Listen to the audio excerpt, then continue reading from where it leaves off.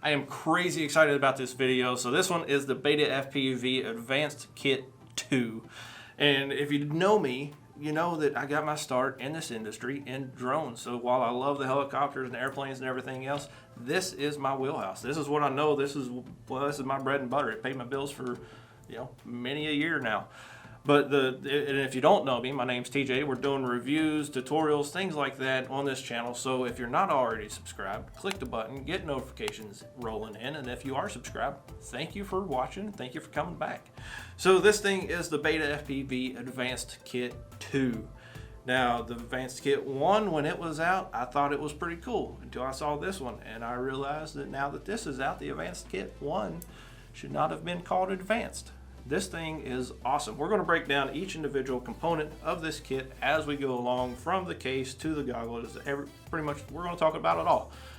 Like I said, it's not going to be a fast video. We'll have timestamps in the description and all of that, so you can skip around however you want. If you watch start to finish, you might get a present. Not really, but it would help us out a lot. So let's dive right into this thing. We're going to jump right into the case, not jump into the case, because that would break it, and we don't want to do that, because this case is actually pretty cool. So it's not completely solid, but it is a hard shell case, and everything that comes in this kit fits in this case. So nice, I don't want to call it a canvas handle, but it's got the rubber grip handle. It's a zipper case. We'll unzip it real quick. It's gonna be loud. But like I said, everything fits in. So your controller, your drone, your goggles, it has these little bungee cords for the spares mesh bag thing fits in here. And this kit comes with, like we said, the Light Radio 2. I guess we didn't say that. I'm saying it for the first time now. It comes with the Light Radio 2. That has a 350 milliamp hour battery in it.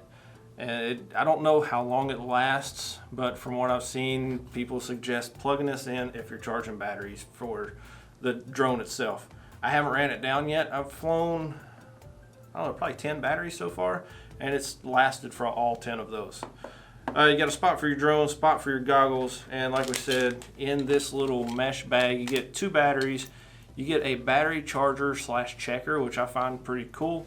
You get 2 little dipole antennas, which these are RPM SMA. I don't know why they made that's like the only downside that I found on this whole thing. Is like, don't make anything RPSMA anymore. Just throw it away. If you're, here we go, public service announcement. If you're in this industry and you're making stuff for the industry and it comes across your desk and it says, should we make this RPSMA? Whoever that is, smack them in the mouth and say, no, we don't do that anymore. Everything is SMA. So other than that, if you don't have, it has your 2 little dipole antennas, which are sufficient. They're going to be fine. I've been flying around here in the shop outside, and it's working great. But that just means that, if you already have SMA antennas, they're not going to work. You're going to have to get your own. That's literally the only downside, the only gripe that I have about this. Otherwise, it's a box. This is the case. Don't really need to talk about it anymore. That was supposed to be funny and almost broke a light. Let's talk about the next part, the drone. So this is the Meteor 75 Lite. Don't know why they called it any of that. I just know this thing's awesome. So it's a 1-cell little drone, and it's actually pretty powerful. So you get brushless motors. These are the 1102 18,000 kV. So the flight controller in this running on, I believe, what's called Silverware FC. The point is, it's not Betaflight. You're not going to plug this into the computer. There's actually no USB ports on this whatsoever. However, you can do all the adjusting that you want to an extent in the OSD. Like I said, this is more geared towards beginners. For me, I'm going to be flying, well, the props off of this thing because I'm really enjoying it. But you can adjust your rates, your motor direction, your PIDs, all of that right from the OSD. It's actually not hard. It's really simple. I think it's a little yaw on the left stick, up on your pitch, and it goes into the OSD. You can adjust your VTX milliwatts, so this will do 25 and 200 milliwatt. You can change your channel, your band, everything straight from the OSD.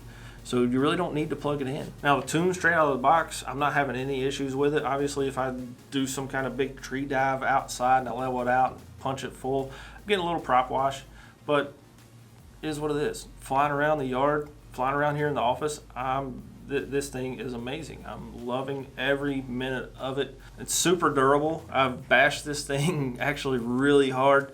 You know, I've got to do some of the pretty video here in a little bit, and it's already banged up. It's got scratches all over it, but I haven't broken a prop, haven't broken anything. It's taken every lick, I mean, extremely well. I would have, honestly, a few of those crashes I expected to break the frame, and it's holding up. It's taking everything I'm throwing at it. So far, really great experience with this drone. Next thing we're going to talk about the Light Transmitter, Light Radio 2. This thing runs on the FreeSky protocol, so D8, D16. It's more like a little game style controller. So it's an 8-channel controller. It has 2 3-position switches, 2 2-position switches. Now with this drone, one thing I will say is I'm glad that it has kind of your flight modes on the OSD. Otherwise, figuring out what switches do what sucks. And that's, you know, kind of one of the gripes I have about this. While it's not bad, like I said, it's in the OSD. So on the bottom right of the OSD, you can flip a switch and it's going to tell you level mode. It's going to tell you horizon mode, which that's this back right. So SD. Down is level mode, pull towards you is horizon mode. Now to get into acro mode, it doesn't matter what that switch is in. SB, you push it away from you, that's going to be acro mode. So that's overriding whatever's on SD. Now your race A and race H, it has to do with this SC switch. So a combination of these 3 switches is going to determine which one of the 5 flight modes you can be in. Your SA switch on the back corner, this is your arm and disarm switch. So that one's nice and easy. But like I said, everything tells you on the OSD what it's doing, so it really doesn't matter. Just keep flipping switches. The only thing you got to worry about is if it pops up and says turtle in the middle, that's turtle mode. You're not going to fly with that. But what is turtle mode? Let's jump back here again real quick. Turtle mode, this thing's turned upside down. You flip the switches into a combination to when it finally says turtle, and your right stick, you move it around and the drone will actually flip back over for you. Obviously, if you're in tall grass or, you know, deep carpet or stuck up against a wall, it's not going to work as well as you would hope. However, it's something that wasn't around many years ago that really makes these a lot easier to where, you know, well, for me, I just tell a kid to run and pick it up. But, you know, if you're sitting at home and it flips over on the carpet, you just flip a switch, get right back to flying. Now, another cool thing with this, like, it does come with a 350. It does come with a 350 milliwatt amp hour milliwatt. It does come with a 350 milliamp hour battery. Wow, that was hard. So 350 milliamp hour battery.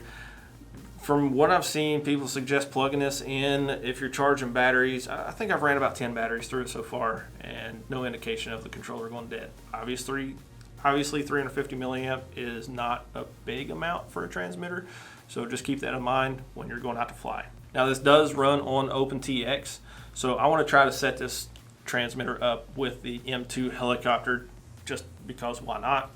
But you can plug it into your computer with USB.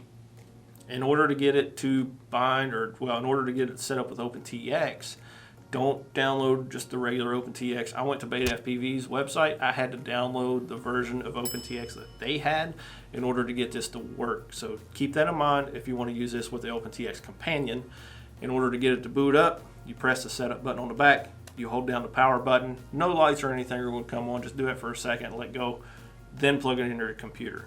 That allows it to actually connect to OpenTX. Speaking of computers, this can hook up as a simulator controller. So that's another really cool aspect, is if you're learning how to fly and you're using this and you're charging batteries and you want to keep flying while it's charging, hook it up to like Liftoff or Velocidrone or any of those other numerous simulators that are out there, and you can use this to do that with.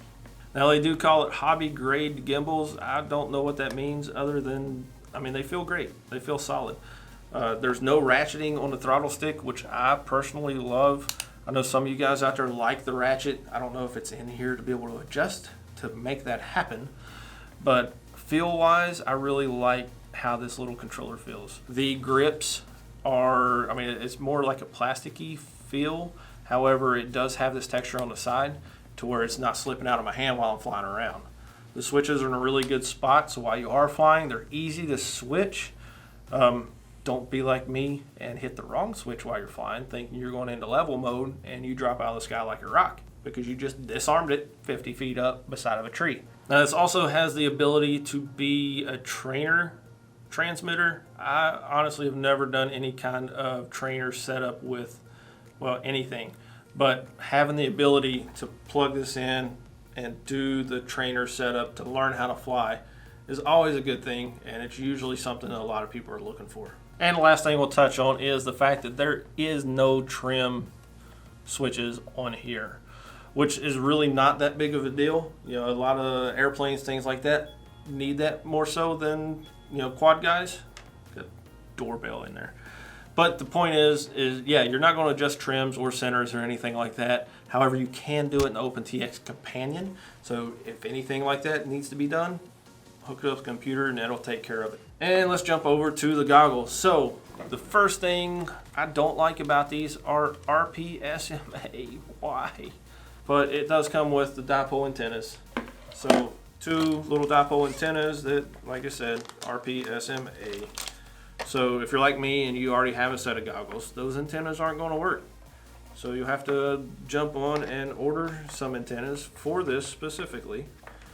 But for what this thing is, these little dipole antennas have done fine. You know, flying around here in the shop, flying around outside, haven't really had that big of a breakup. Honestly, I put my Fat Sharks on and tried to see kind of what the difference was, and it wasn't that big of a difference. I mean, obviously the viewing experience is going to be better with Fat Sharks, but these, I memean, they're included. So it has a search function. Don't use the search function. I mean, yeah, it's there to make it easier. That's something that it just take it out. I don't like the search function. For instance, I used it last night at home before I really read into this, and it would get close to the channel, but it would never find the right channel. So as soon as I take off and I fly 10 feet away from myself, I'd have to land it because I couldn't see what I was doing. So once I figured out that you can go into the OSD and change your channel and your band and your power output to find out what channel you're actually on, and then just using the switches over here to do your band and your channel to make it on the right channel, you won't have any issues. Just don't use the search function. Now, it does have a DVR in it, and you can view kind of what you've recorded on the goggles. Now, one downside that I have noticed, and it's not only these goggles, is the DVR that I'm recording is a little bit more broken up than what I'm seeing inside the goggles. And that's true no matter if I was using these or the Fat Shark goggles. So when you're reviewing your DVR, you probably will notice a little bit more breakup. It's not anything terrible, but it is, you know, it's noticeable, especially if you're the one flying. Now, it does have a port for headphones here. I never would use that myself. You charge it with the USB right here on the top. Now, the way the ports are here, you have to kind of get the USB cable down inside this little hole to slide it in.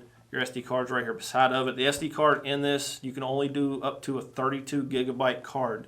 So if you're like me and you have a lot of 64, they're not really going to work. I've been using a 16 gigabyte card, and honestly, I could probably record for days without ever having to worry about erasing it. The goggles, they do feel good. They got a little heft to them, about 375 grams. So it doesn't just feel like you're wearing nothing on your face. So they actually fit and they feel good. Now, they are a box goggle. However, my glasses won't fit inside this. I don't know, maybe, I know my kids, their glasses actually would, but they got smaller heads. However, even without my glasses, my vision's not that terrible, and I'm able to fly with no problems whatsoever. Now, one thing I can say, I've got a big old nose, and it actually fits inside these. So most box goggles that I've used before, when I put them on, they don't fit right because my schnoz holds it up and it doesn't go on my face correctly. So these are actually one set of box goggles that fit well, and I can actually use them. So now menu functions and things like that on these goggles is just pretty much a combination of long press and short press. So to power it on, long press. To power it off, long press. If you short press it, it's actually going to go into the menu system. So every button on here has kind of dual functionality. I think the channel switches and bands over here will be like volume with it. Pretty much every part of this kit is sold individually. Every part of this kit has its own manual to walk you through all the different settings and features of these. So if that's something you want, I'll put links in the description for those as well. Now that we got the big stuff out of the way, let's get in this little mesh bag. So we already got the 2 antennas out Little mesh bag, little zipper. Like I said, inside the case, it has a little place for this. Now, it does come with a single micro USB cable. It's actually pretty long, but this one cable will charge both the headset and the transmitter. So having a second cable to charge, well, whichever one you're not charging at the same time would be ideal. But this right here is going to work fine. I charge 2 batteries and then I just alternate through the headset and the transmitter. Now, it does come with 2 batteries. So these have the BT 2.0 connector. So the new connector, there's been a lot of research, a lot of you can read, you can watch a bunch of videos on it. But the short version is you're getting less voltage sag out of this connector. It's running longer. You're going to get more flight time out of it. Now, once your OSD pops up and says low voltage, you better get back to you. So you've literally got seconds. Once it says low voltage, you're going to drop out of the sky shortly after. So come in, land, swap your battery out, take off again. Getting 3.5 to 4 minutes flying hard outside in the shop. Like I said, I'm getting almost 5 minutes, just kind of level mode, hovering around, doing, slow and proximity things. Now, these are high voltage batteries. So 4.35 volts, the included little charger is just a little USB charger. What I really like about this though is it's a tester. In a kit like this, you don't really ever get any kind of tester. So having that as a feature is really awesome. You just plug it in here at the bottom and it's going to pop up and tell you what the battery voltage is, whether it's plugged in or not. Now, it's only on the one port. The second port will not tell you that. However, the second port does charge it. So you can plug both batteries in, plug it into USB, and red light means it's charging, green light means it's done charging. So once you see a green light, you can unplug that battery and go fly while the other one's finishing. But for the kit to include 2 batteries, that's honestly pretty awesome. So that covers the batteries and the charger. You get an extra set of little gem fan prop, 40 millimeter prop, 1.5 millimeter shaft. So if you need spare props, but honestly, I think with like these 2 sets of props, it's probably a lifetime supply. And a little tool here to help remove the prop. So it just slides under the prop, pop it right off. So let's see if we can summarize this. BetaFPV Advanced Kit 2. It's awesome. I mean, quite literally, I'm not just saying that. The drone, it has the flight controller, all the parameters are adjustable, or well, most of the parameters are adjustable on the OSD just by flipping around the switches. The VTX, you can change the channel, the band, the power, all through the OSD. It's durable, bashing it off of everything inside and outside, and it's holding up just fine. The transmitter is a FreeSky protocol. The transmitter is 8-channel, works with D8, D16 receivers. You can do simulators on your computer with it. You can use it for the trainer functionality. It comes with 350 milliamp hour battery in the transmitter. It runs on OpenTX. You can use the OpenTX companion. The goggles, it's 40-channel goggles with DVR, with diversity. You can play back the DVR on the goggles. Box style, fits big noses. That's a huge thing for me. Not my huge nose, but it's a huge thing. You know what I'm saying. It comes with 2 batteries. It has a battery checker in it, plus the battery charger runs on USB. I don't really know how long it takes to charge. I want to say like 10-15 minutes. I was charging a battery, maybe a little bit longer. It comes with 2 sets of props, so you get the 1 spare set of props. It has the pretty awesome case with the little mesh bag for your spares. I mean, I don't want to just sit here and say all kinds of good things about it. Like RPSMA. Don't put RPSMA. Don't put RPSMA in anything ever again. Period. Just throw it away. Don't ever do that. But otherwise, this is a really solid kit. If you buy it, you're not going to be disappointed. If you're getting this for your kids, they're really not going to be disappointed. Keep an eye out on the website. We'll have this on the store here, well, not too long. And otherwise, that's it. If you're not already subscribed, click the button, leave me a like, put some comments down there. That helps us tremendously. We are growing faster than I ever expected. So thank you all for spending the time with me. And thanks for watching. We'll catch you on the next one. Bye.